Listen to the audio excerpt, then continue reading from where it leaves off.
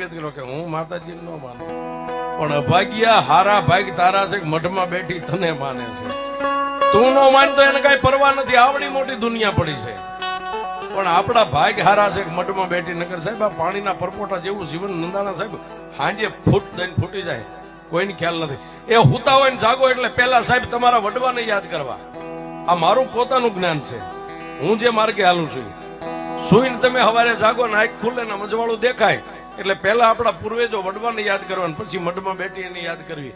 અને એને એટલું કેવું કે એમાં ધન ઘડી મારા વડવાને ધડ ઘડી તને કે ત્યાં આજનો દી મને દેખાડ્યો. નકર ઘણા સાહેબ હુતેલા હોડમાં હુઈ રહેશે, નથી જગાતું સાહેબ. એ તેજુરીમાં રૂપિયા ભરેલા રૂપિયા કાયમ નો આવે સાહેબ.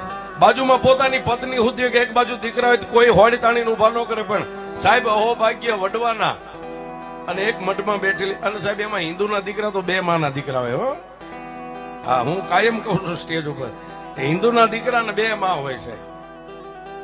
એક જન્મની દેનારી માં હોય ને એક મઠની માલિપા બેહનારી માં હોય.